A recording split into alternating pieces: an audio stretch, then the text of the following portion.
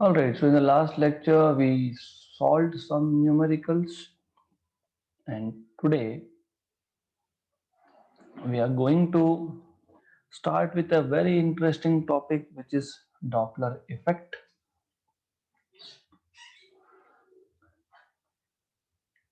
Doppler effect basically ये sound waves के लिए भी होता है, ये लाइट के लिए भी होता है. अब first of all I just explain you कि लाइट में डॉपलर इफेक्ट का क्या मतलब होता है. हमको साउंड के लिए पढ़ना है क्योंकि हम लोग साउंड चैप्टर में है अब.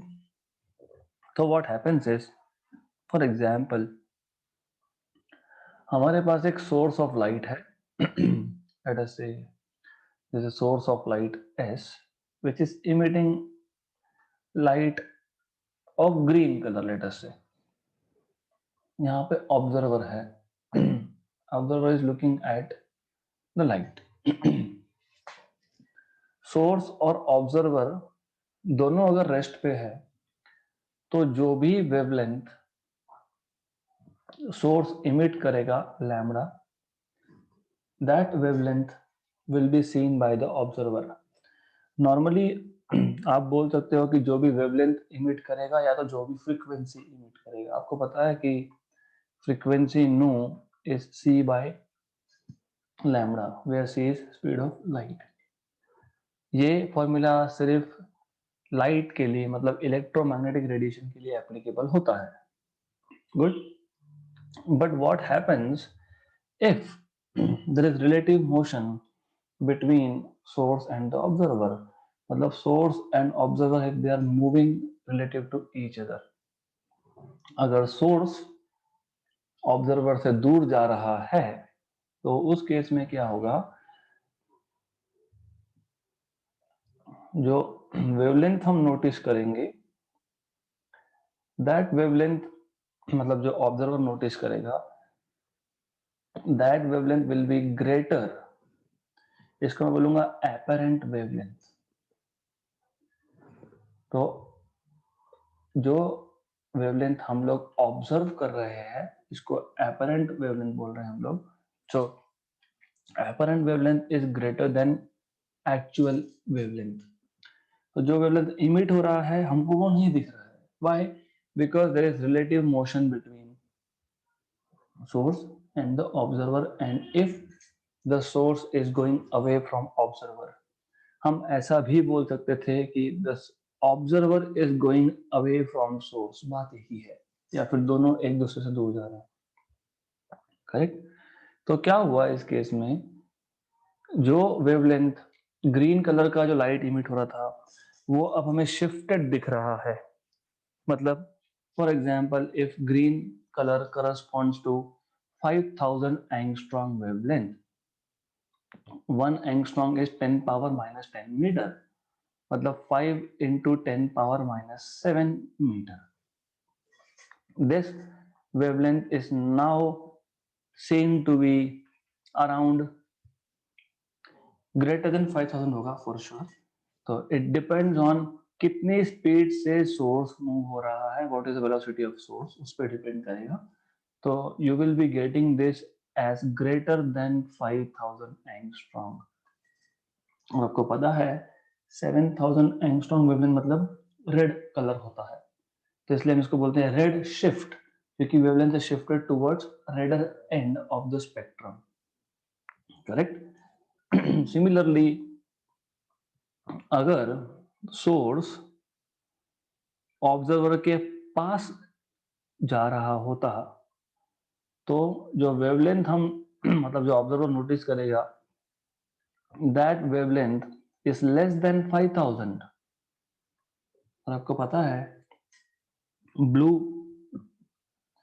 कलर का वेवलेंथ होता है अराउंड 3000 एंगस्ट्रॉम. ओके, 3500 के आसपास. तो what has happened, original wavelength of 5000, because there is relative motion between observer and the source. तो अगर सोर्स दूर जा रहा है तो the same wavelength we notice is more than 5000, मतलब there is shift towards redder end, उसको बोलते हैं red shift. And if the source is moving towards observer, we observe the same wavelength to be less than 5000. इसका मतलब it is moving towards bluer end, blue shift. Okay, good. Right.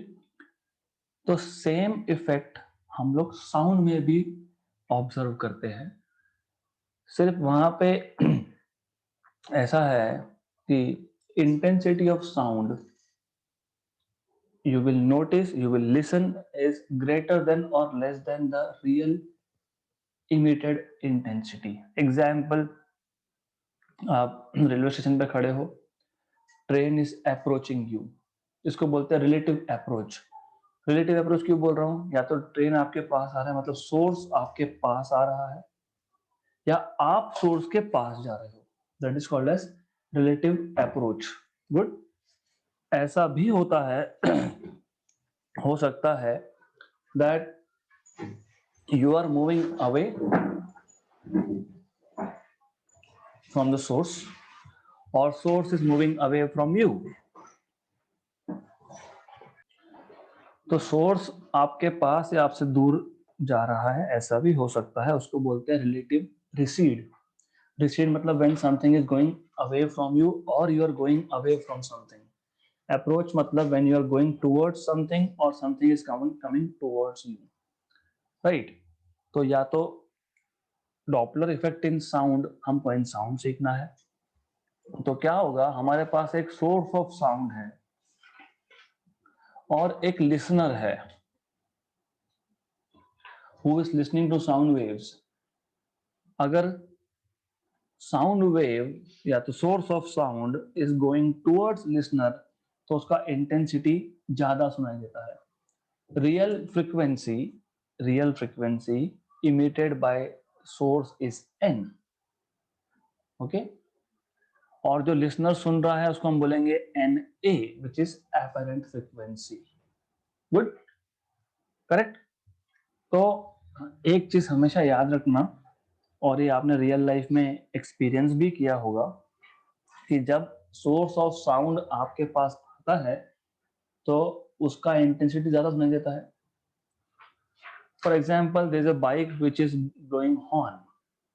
वो आपसे 10 metre दूर खड़ा है और at rest है, तो यू हियर सेम साउंड जब तक वो रेस्ट पे है.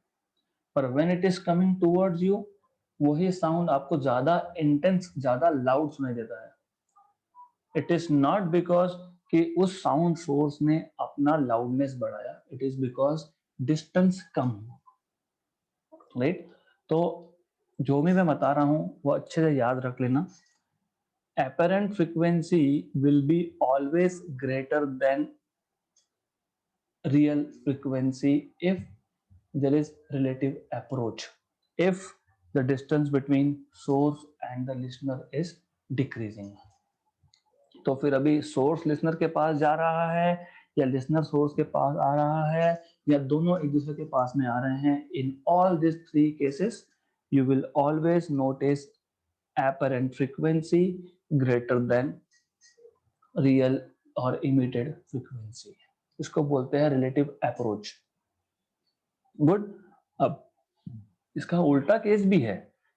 when a source of sound is moving away from listener, इस केस में आपने ये नोटिस किया होगा, गाड़ी आपके पास आ रही थी हॉर्न ब्लो करते हुए, हॉर्न का आवाज बढ़ते जा रहा है, इंटेंसिटी बढ़ते जा रहा है, एक बार आपको क्रॉस कर लिया, it is going away, then you hear less sound. क्यों? क्योंकि अब एपरेंट फ्रीक्वेंसी जो है वो रियल से कम सुनाई देगी. ओके. गुड.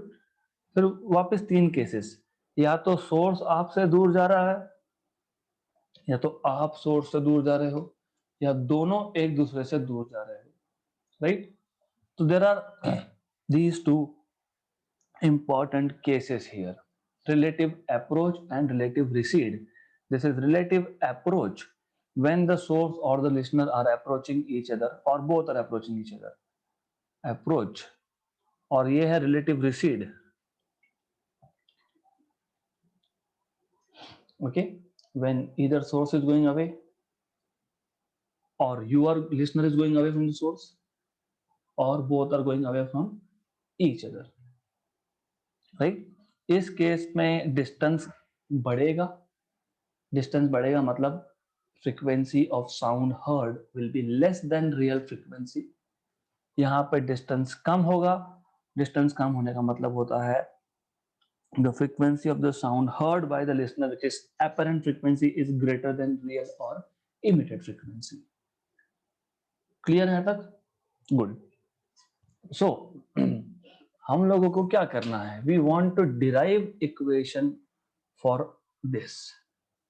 तो हमें as far as your syllabus is concerned, आपको एक ही टॉपिक मतलब एक सिंगल डेरिवेशन बोला है इस साल के लिए, बाकी स्किप कर दिए हैं। हम लोग एक डेरिवेशन करेंगे। एडिशनली मैं सारे conditions in the form of table आपको बताऊंगा, okay, because it is important for your competitive exams.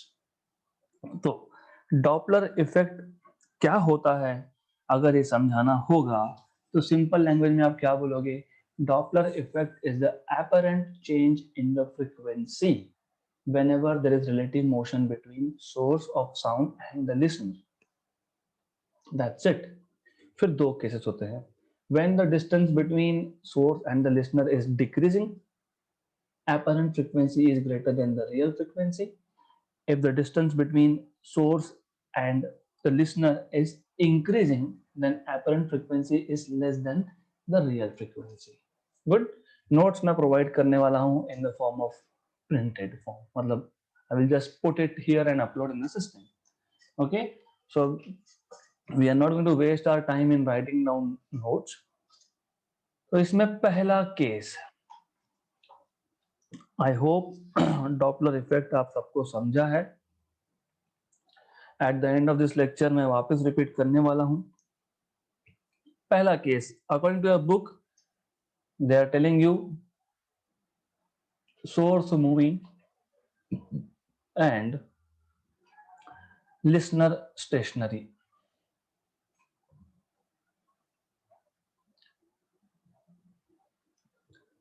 तो सोर्स मूव हो रहा है और लिसनर अपनी जगह पे एट रेस्ट है। इसमें होते हैं दो केसेस, जैसे मैंने ऑलरेडी बताया, source can move towards the listener और source can move away from the listener. हम डिराइव करने वाले हैं source moving away from the listener का कंडीशन। मैं फॉर्मूला आपको बता देता हूं पहले। देखो नॉर्मली क्या होता है, many books will tell you apparent frequency is equal to VL, where VL is speed of the listener with respect to source upon Vs into N, where N is original frequency. Okay good. तो total 6 conditions है। मैं derive करूंगा एक condition, लेकिन 6 conditions हम लोगों को देखने हैं। सिर्फ यहाँ पे प्लस माइनस माइनस प्लस ऐसे कुछ साइंस आने वाले हैं। And the way I am telling you, you should remember exactly that way, क्योंकि फिर नीट जेडबल सीईटी में आपको रट्टा मारने की जरूरत नहीं पड़ने वाली है। We don't need to memorise everything.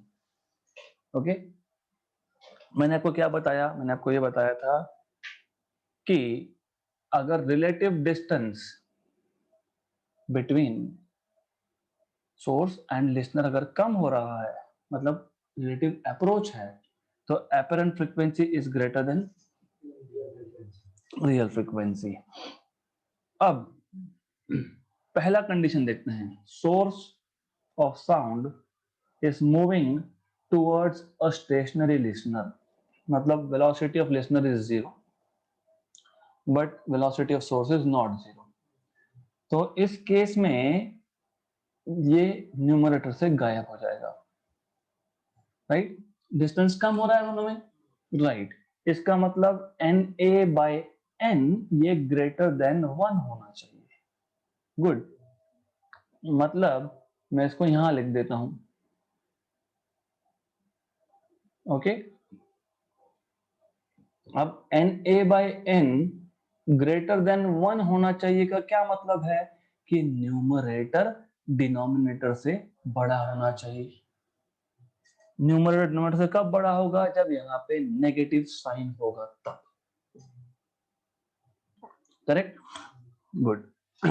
This is the condition where source was approaching, मतलब डिस्टेंस वॉज बिकमिंग लेस। अगर उल्टा हुआ, मतलब source is going away from listener, तो apparent frequency is less than real frequency। मतलब ये जो ratio है ये होगा उल्टा, लेस देन 1। मतलब ये जो आपके पास फ्रैक्शन है ये होगा लेस देन 1। ये लेस देन 1 होने के लिए numerator should be less than denominator, मतलब यहाँ पे प्लस साइन आएगा। अभी तक हमने लिसनर को मूव नहीं किया, who was moving just the source of sound। Good, good. तो हम पहले ये इक्वेशन डिराइव कर लेंगे, फिर हम बाकी के कंडीशंस वन बाय वन देखेंगे। करेक्ट, और this is the best way of remembering कि कब क्या होगा।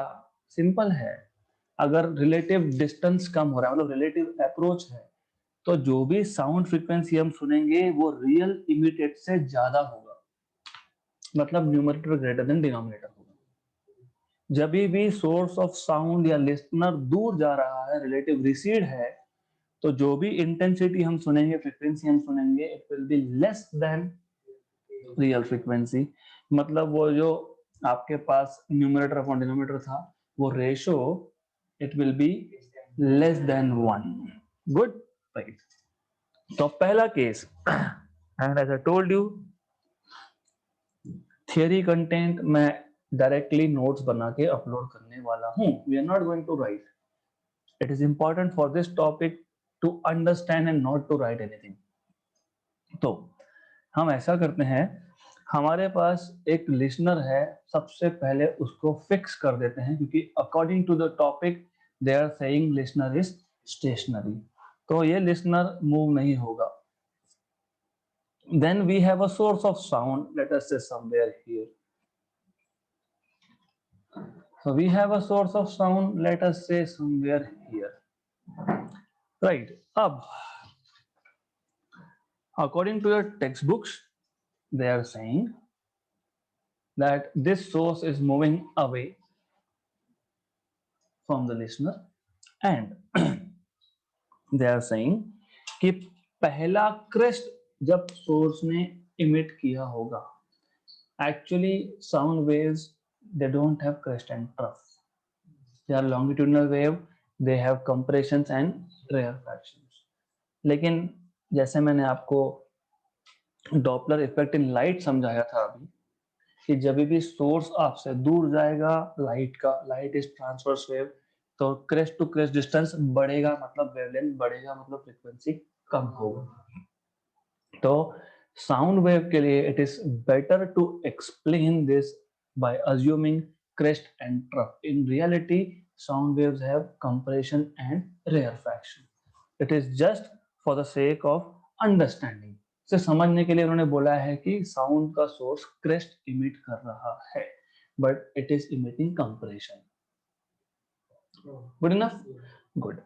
तो इनिशियल डिस्टेंस, इनिशियल डिस्टेंस मतलब जब साउंड के सोर्स ने पहला कंप्रेशन मतलब पहला क्रेस्ट इमिट किया, तब इन दोनों में डिस्टेंस था d, right. Speed of sound in air is v, तो the time taken for the first crest या first compression to reach listener will be d by v, क्योंकि velocity is distance upon time, तो time is distance upon velocity। good, right। अब ऐसा है, this is the time taken for the first compression and simultaneously source is also moving. Okay, in time t0,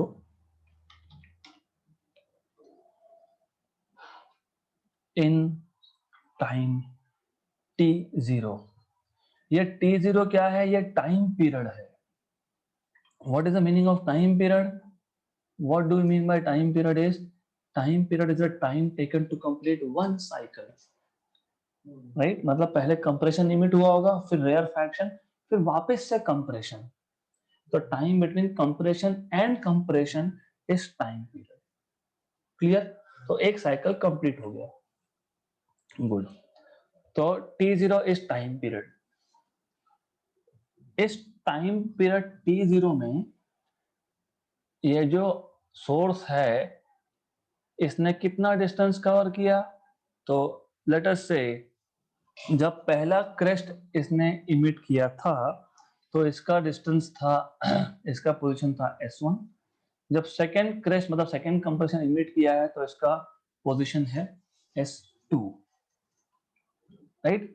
तो ये जो distance की मैं बात कर रहा हूं, this distance will be vs, where vs is the speed of source, क्योंकि मूव कौन हो रहा है? सोर्स हो रहा है, इनटू टाइम t0, राइट? एक पीरियड में सोर्स कितना आगे गया? vs t0, correct? क्लियर यहां तक? तो टोटल डिस्टेंस कितना हुआ? d plus vs t0, exactly. अब वो सेकेंड कंप्रेशन इमिट करेगा, राइट? और सेकेंड कंप्रेशन को लिसनर तक पहुंचने में कितना टाइम लगेगा? Total distance upon speed in that medium, speed of sound in that medium. Medium air होगा तो air. Good, half correct. Why? क्योंकि हमको t0 ऐड करना पड़ेगा. क्यों ऐड करना पड़ेगा? क्योंकि साउंड का source continuously compression compression compression emit नहीं कर रहा है. वो हर एक साइकिल के बाद मतलब t0 के बाद इमिट करेगा, फिर t0 के बाद इमिट करेगा, फिर t0 के बाद इमिट करेगा, सो एंड सो फोर्थ.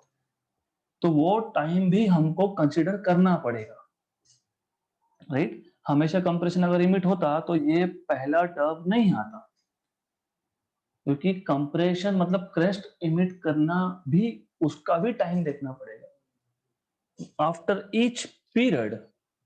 तो this time plus the time taken for that compression to reach the listener, that is total time t2 when the second compression is reaching listener. Similarly, you can work for third compression. Okay, तो third compression के लिए t0 plus d plus there has to be something here, 2 vs t0, 2 vs t0 by v. ऐसा क्यों हुआ? क्योंकि जब वो S3 position पे आया होगा, वापस से एक पीरियड के बाद मतलब अगले t0 टाइम के बाद और एक कंप्रेशन इमिट हुआ होगा, मतलब अब vs t0 plus vs t0 plus d, मतलब d plus 2 vs t0, that is the distance, correct? तो पर ये कौन सा था? ये टोटल 2 पीरियड हो गए कि नहीं, है ना? टोटल 2 पीरियड हो गए ना, पहला पीरियड फिर दूसरा पीरियड. तो अगर मैं फोर्थ कंप्रेशन की बात करूं, और ये टाइम हम लोग इनिशियल टाइम से मेजर कर रहे हैं, है ना? तो फोर्थ कंप्रेशन की बात करूंगा तो फोर्थ कंप्रेशन कब पहुंचेगा? 3 vs t0 by v. तो सिमिलरली अगर मैं पीथ कंप्रेशन की बात करता हूं तो p -1 आएगा यहाँ, है ना? 2 तो यहाँ पे 1, 3 तो यहाँ पे 2, 4 3 सो ऑन सो फोर्थ। तो मैं काम करता हूँ, मैं बोलता हूँ p प्लस 1th कंप्रेशन की बात कर लेते हैं। तो ये आएगा p t0 plus d plus p vs t0 by v। This is the time taken for p plus 1th compression to reach the listener। समझा यहाँ तक? Good, okay, good. देन अब अगर हमको देखना है कि p प्लस 1th कंप्रेशन और फर्स्ट कंप्रेशन में कितना टाइम है, कितना टाइम इंटरवल है, मतलब how much time does it take for the source to emit p compressions, p crest, तो दोनों को मैं सबट्रैक्ट कर दूंगा। तो हमारे पास ये इक्वेशन तो रेडी है। क्या था ये? p t0 plus d plus p vs t0 by v minus t1 was d by v। Good, इसको सिंप्लीफाई कर लेते हैं। p t0 plus d by v plus p vs t0 by v minus d by v, cancel cancel, right. तो आपको मिल गया p, अभी p भी common निकाल लो, t0 भी कॉमन निकाल लो, p t0 कॉमन आ गया 1 plus vs by v, this is tp plus 1 minus t। As I told you, by definition of one cycle, distance between or time between first and second compression, second and third compression, third and fourth compression, हमारे पास कितने compression है? p, right. तो I can just take this p here और इसको यहाँ पे मैं divide कर देता हूं, ओके। तो प्लस 1 माइनस t1 था ये। If I divide this here, this is time period. अच्छे से समझ लो क्या था टाइम पीरियड। पहला कंप्रेशन C1, दूसरा कंप्रेशन C2, तो time between these two is time period. दूसरे और तीसरे में जितना टाइम हुआ दैट इज टाइम पीरियड। तीसरे और चौथे में जितना टाइम लगा टाइम पीरियड। तो टाइम बिटवीन टू कॉन्जिक्यूटिव और सक्सेसिव कंप्रेशंस और क्रेस्ट इज टाइम पीरियड। हमने यहाँ पे जो ये इक्वेशन लिखा है ये पहले T1 और P प्लस 1 इसका टाइम डिफरेंस है, करेक्ट। तो मैंने अगर इस टाइम इंटरवल को P से ही डिवाइड कर दिया, क्योंकि इस टाइम इंटरवल में कितने कंप्रेशन है, तो मुझे मिल जाएगा टाइम पीरियड। नहीं समझा, मैं अब समझाता हूँ। अच्छा, let us make it real life situation. What is time period of our hand of your watch? 60 minute, है ना, करेक्ट, गुड। आज दोपहर के 4 से अगले दिन के 4 तक, इसी टाइम तक, हाउ मेनी साइकिल्स? नहीं, कैसे 1? टाइम पीरियड 1 आ रहा है, तो आज 4 से 5 बजे तक एक चक्कर, फिर 5 से 6 तक दूसरा, फिर 6 से 7 तक तीसरा, है ना। तो आज दोपहर के 4 से कल दोपहर के 4 बजे तक 24 साइकिल्स, बराबर। उसको मैं अगर 24 से डिवाइड करता हूँ तो क्या मिलता है? 1। मतलब क्या मिलता है? टाइम पीरियड, समझा। तो पहले और p प्लस 1 कंप्रेशन में p साइकिल्स है, तो मैं अगर इसको tp प्लस 1 माइनस t1 को p से डिवाइड करता हूं तो मुझे टाइम पीरियड मिलता है। ये टाइम पीरियड है, right. Time difference divide by total number of cycles is time period. समझा यहां तक? गुड। ये आ गया time period t, t0 1 plus vs by v। Clear? अब मान लो कि सोर्स मूव हो ही नहीं रहा होता, तो फिर ये इक्वेशन क्या बनता, 1 प्लस 0 मतलब time period is equal to initial time period. Initial time period मतलब when there was no relative motion. Clear? मतलब ये कि अगर मैं इसका रेसिप्रोकल लेता हूं 1 upon time period, what is reciprocal of 1 upon time period? Frequency. Good. तो मैंने ये रेसिप्रोकल लिया है, ये ऊपर -1 लिखा है रेसिप्रोकल है, तो ये आ गया आपका एपरेंट फ्रीक्वेंसी, ये आपका आ गया ओरिजिनल फ्रीक्वेंसी, राइट, और ये आपका आ गया v plus v s upon v raise to minus में, मतलब उल्टा करो, n0 v upon v plus v s. If you remember मैंने यही फॉर्मूला बताया था आपको कि when the source is moving away from you, ये n अपॉन n0 मतलब मैंने सिर्फ उसको एपरेंट बोला था और यहाँ पे 0 नहीं लिखा था, राइट. तो ऐसा ही करेंगे, फिर हम लोग क्या करेंगे, बाय डिफॉल्ट हम लोग बोलेंगे इसको हटा देंगे, इसको भी हटा देंगे, या तो फिर एनीवेज रखो उसको, कोई फर्क नहीं पड़ता है.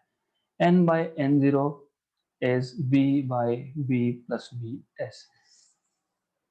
Source moving away, the frequency that listener is listening should be less than original, मतलब denominator should be greater than numerator.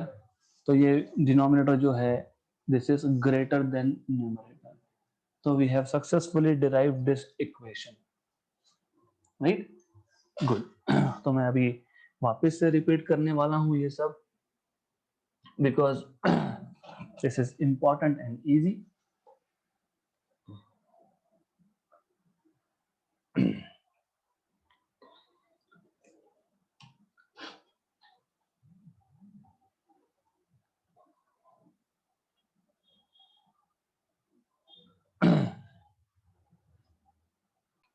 So we are going to quickly repeat Doppler effect.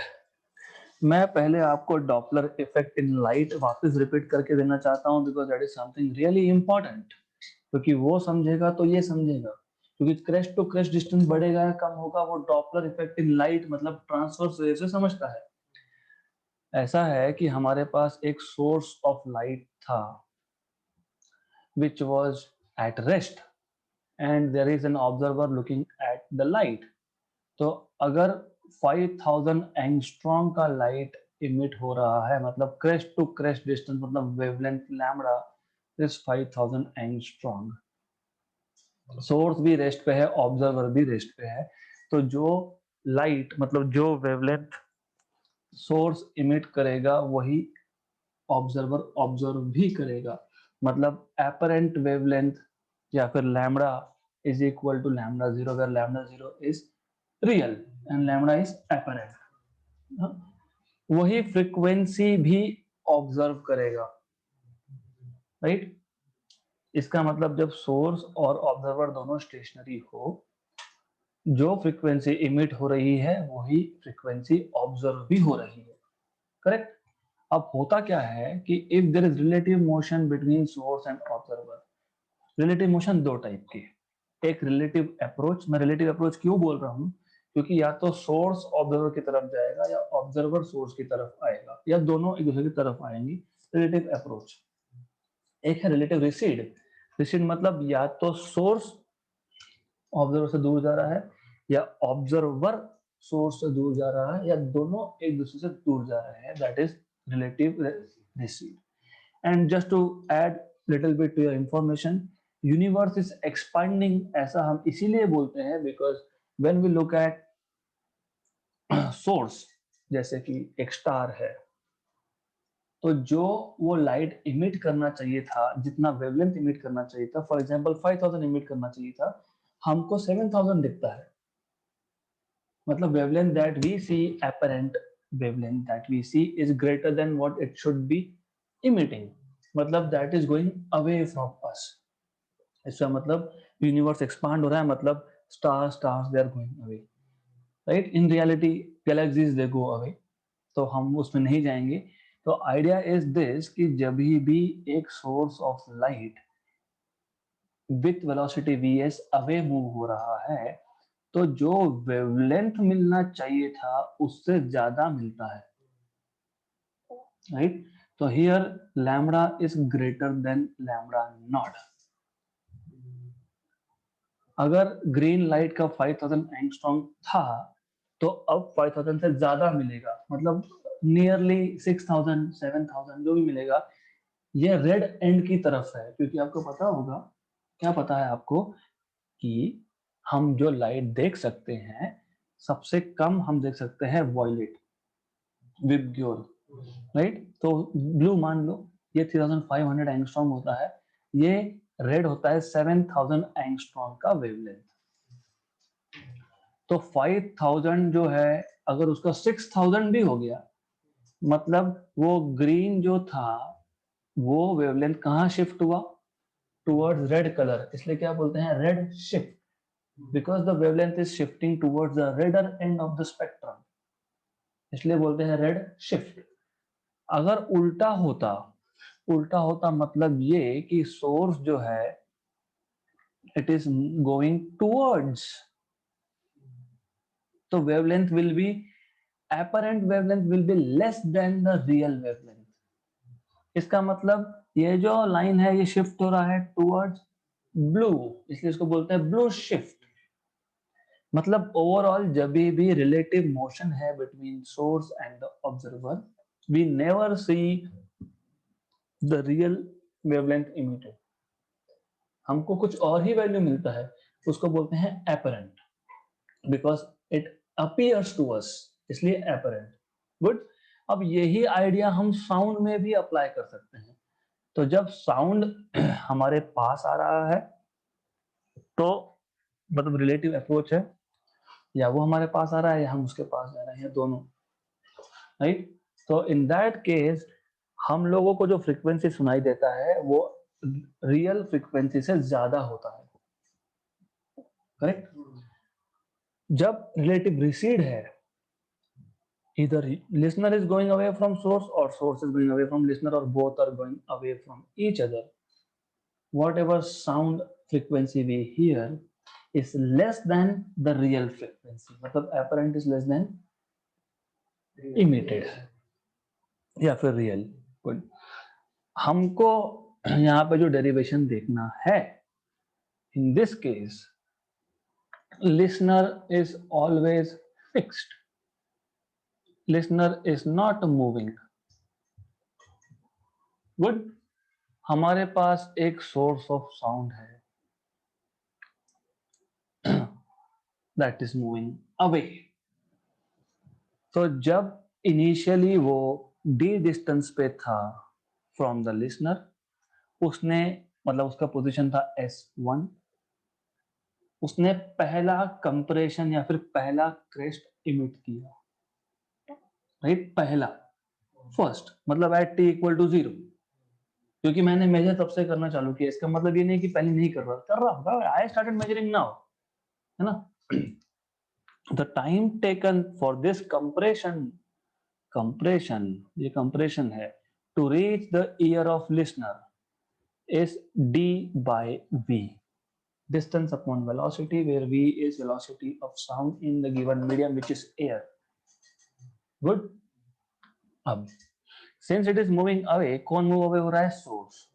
तो सोर्स जब S2 पे आया तब उसने second compression emit किया है, और S2 पे आने में जो एक्स्ट्रा डिस्टेंस कवर हुआ वो है Vs T0, where T0 is time period, मतलब time between first and second compression, into Vs is the distance traveled by the source in that time। So Vs T0 is distance। good। Vs is speed of source, correct? तो अब नया distance कितना हो गया? Total distance हो गया इतना, मतलब Vs T0 plus D, correct? तो T2, the time taken for second compression or second crest to reach listener will be D plus Vs T0 by V। right? Plus time period to emit the second crest or compression, क्योंकि continuously compression या crest emit नहीं हो रहा है, right? तो ये खुद एक टाइम पीरियड के बाद इमिट हो रहा है, plus time taken for that compression to reach the listener, correct? T3 will be 2T0 plus D plus 2VST0 by V. Similarly, T4 will be 3T0 plus D plus 3VST0 by V. Right? So P plus 1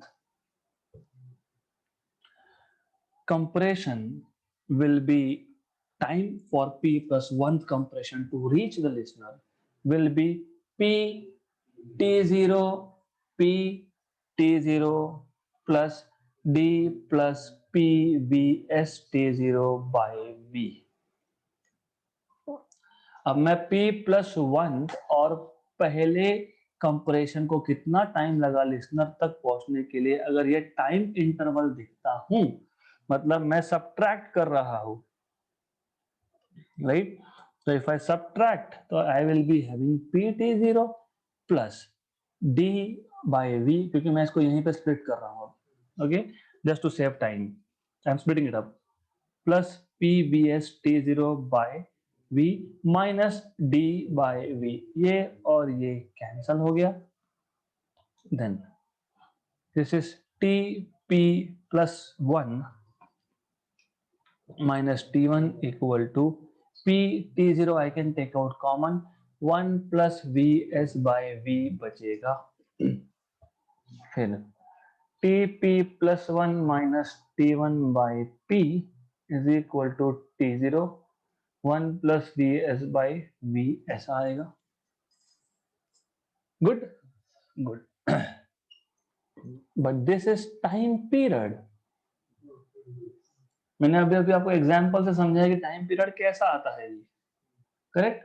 this is time period, this is time period if there was no relative motion. अगर source move नहीं हो रहा होता तो ये था time period T0, right? But this is time period T for the compression to reach the listener when there is motion between listener and the source, okay? 1 plus VS by V. मैं अगर reciprocal लेता हूं,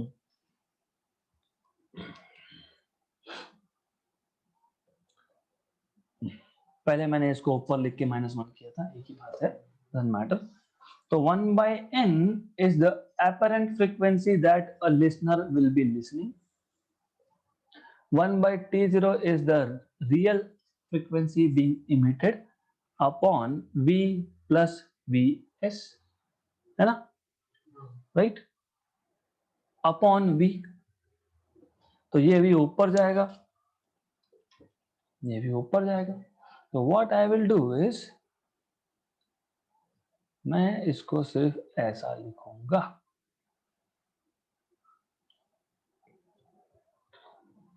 V upon V plus VS into N0.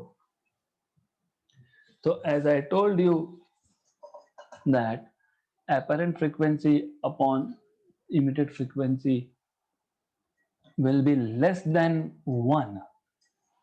Q, because source was going away from the listener, correct? Good.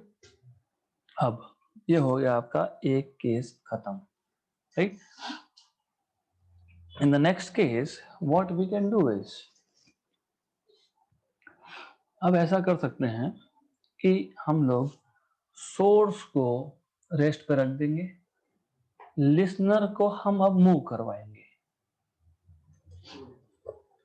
वापस से ये जो ratio है n by n0 का, it should be less than 1. तो n by n0 less than 1 आने के लिए अभी कौन मूव हो रहा है? लिसनर. कौन मूव नहीं हो रहा है? सोर्स. तो सोर्स का वेलोसिटी 0 होगा, मतलब डिनोमिनेटर में से v आएगा, ऊपर आएगा v और vl, करेक्ट?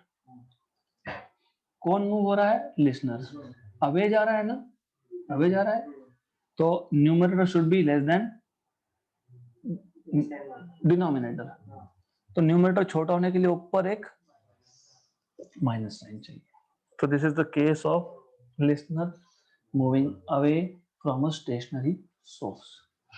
नेक्स्ट, अब ऐसा करते हैं, सोर्स को टुवर्ड्स मूव करवाते हैं, टुवर्ड्स द लिसनर। कौन मूव हो रहा है? सोर्स।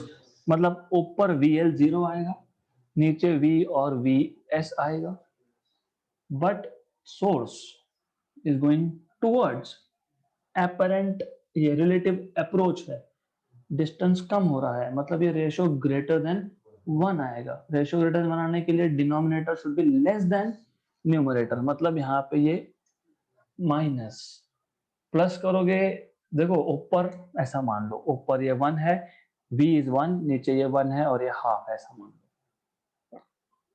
तो बीच में नीचे माइनस होगा तब जाके न्यूमरेटर ग्रेटर देन डिनोमिनेटर है ना। गुड। अब ये मान लो कि आपके पास जो सोर्स है वो स्टेशनरी है and listener is going towards source, correct? तो नीचे V आएगा, ऊपर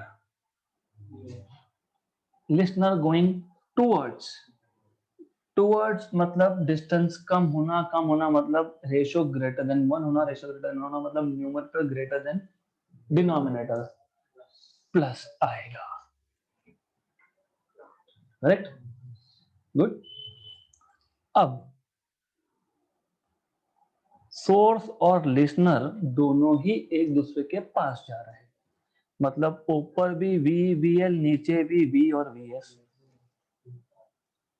डिस्टेंस कम हो रहा है, दोनों एक दूसरे के पास में जा रहे हैं। Numerator should be greater than denominator, numerator को बड़ा करने के लिए प्लस, डिनोमिनेटर को छोटा करने के लिए minus. Last case, source and listener both going away from each other. This ratio should be less than 1. Less than 1 करने के लिए numerator should be less than denominator.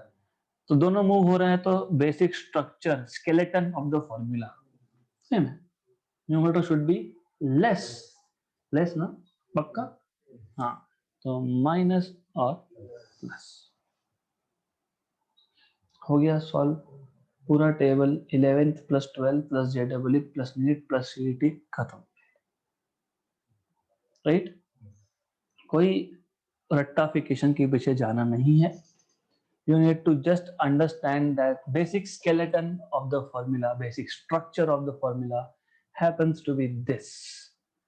अगर सोर्स रेस्ट पे है तो ये हटाओ, अगर लिसनर रेस्ट पे है तो ये हटाओ। फिर डिपेंड करता है कि अवे जा रहा है, टुवर्ड्स जा रहा है, कैसा हो रहा है, उस पर डिपेंड करेगा साइंस। फिर 2 केसेस और है, बट वो इस स्टेज के लिए रिक्वायर्ड नहीं है, वो जब मैं आपका साउंड एंड वेव्स का JEE नीट लूंगा हम तब देखेंगे। वो कौन सा है? सोर्स फॉलोइंग लिसनर, लिसनर भाग रहा है, उसके पीछे पीछे सोर्स भाग रहा है, राइट? पुलिस से भाग रहा है, right? And the other way round, listener is following the source. और मैंने इंटेंशनली बोला कि पुलिस से दूर भाग रहा है क्योंकि ऐसा क्वेश्चन है, ऐसा क्वेश्चन JEE नीट में आया है। A thief on a jeep running away from a police van and police van is blowing horn, ऐसा क्वेश्चन आया है नीट JEE में। तो वो 2 फॉर्मूला अलग बनते हैं, source following listener, listener following source, वो हम देखेंगे JEE नीट के एग्जाम्पल्स में। So done for today, we'll stop here.